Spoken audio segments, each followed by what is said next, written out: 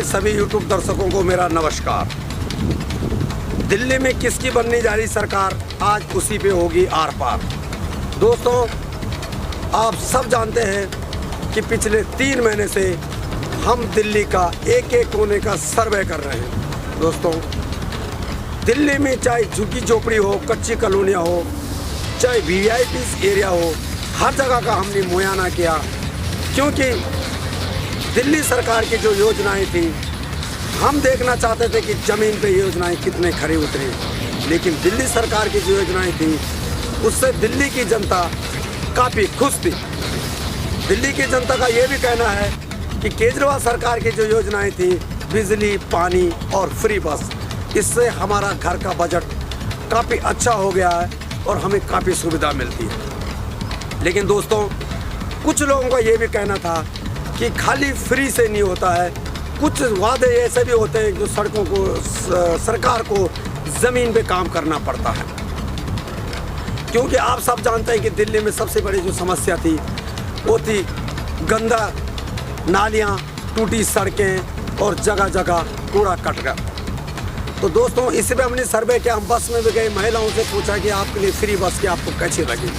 तो कुछ महिलाएं कहती थी ठीक है, लेकिन कुछ कहती थी कि इस फ्री के चक्कर में हमें बसों में इंतज़ार करना पड़ता है, हमें बहुत परेशानी होती है, टिकट ले ले चाहे हमें बस में बैठा दें। तो दोस्तों, उसके बाद हर सरकार अपने मैनिफेस्टो लेके आई, और जैसी सरकारों के मैनिफेस्टो आए, कहीं ना कहीं जनता का मूड बदल गया। और उसके बाद जब मैनिफेस्टो के बाद हमने जब सर्वे किया, तो कहीं ना कहीं दिल्ली की जनता परिवर्तन की तरफ चली गई। और उसके बाद दिल्ली की जनता ने देखा कि भाई हर पार्टियां एक से बढ़कर एक फ्री योजना लेके आए, फ्री गारंटी लेके आए, तो पब्लिक का कहीं ना कहीं मन डिवाइड हो गया और बदलाव की तरफ चले गए। तो दोस्तों, ये सब जानते हैं कि दिल्ली सरकार ने कुछ ऐसे वादे किए थे, दिल्ली सरकार ने खुद माना है कि मैंने कुछ ऐसे काम थे जो पूरा नहीं कर पाए। उसके बाद भी जब हम लोगों से पूछा कि भाई दिल्ली सरकार आप लोगों से रिक्वेस्ट कर रहे हैं, माफ़ी मांग रहे हैं कि जो 2-3 वादे थे हम पूरा नहीं करें, आने के बाद हम पूरा कर देंगे, लेकिन लोगों ने इस बात को नकारा है। और आज जो मेरा अनुमान है दोस्तों, मैं सबसे पहले तो शुक्रगुजार हूँ अपने चैनल को, जो हकीकत देखो चैनल देखते हैं, लाइक करते हैं। तो दोस्तों, जो हकीकत देखो कि जो रिपोर्ट है, पूरी दिल्ली का जो सर्वे है, कोने कोने का सर्वे है, तो कहीं ना कहीं परिवर्तन की तरफ लोग जा रहे हैं। और कहीं ना कहीं बीजेपी सरकार है, वो कहीं ना कहीं जो है सरकार जो है कहीं ना कहीं बहुमत की तरफ जा रही है, और जो आम आदमी पार्टी है कहीं ना कहीं बहुमत से पीछे जा रही है।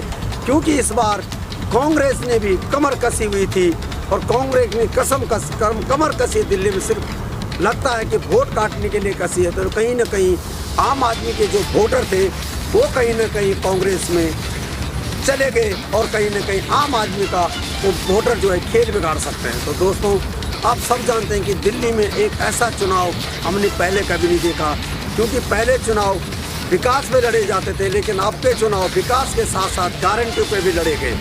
दोस्तों, हर पार्टी नई नई गारंटी लाई, नई नई फ्री योजना लाई, लेकिन इस बार का जो चुनाव है, कहीं ना कहीं भारतीय जनता पार्टी जो 27 साल का जो सपना था अधूरा, उसे कहीं ना कहीं करने जा रही है पूरा।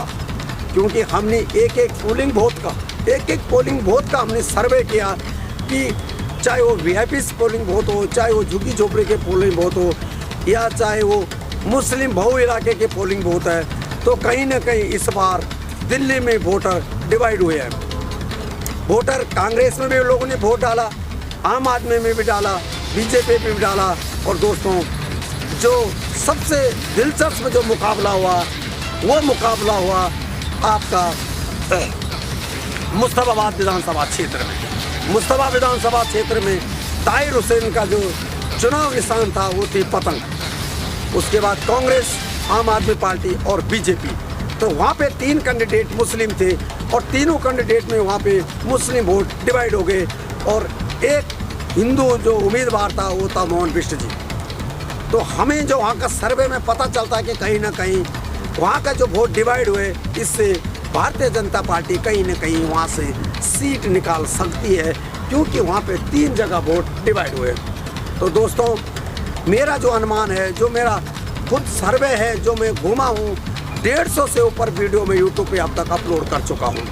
तो मेरा जो अनुमान है, जो सर्वे है, जो लोगों से हमने पूछा है, उससे पता चलता है कि कहीं ना कहीं इस बार दिल्ली की जनता कहीं ना कहीं दिल्ली में परिवर्तन चाहती है और कहीं ना कहीं वो दिल्ली में नई सरकार चाहती है।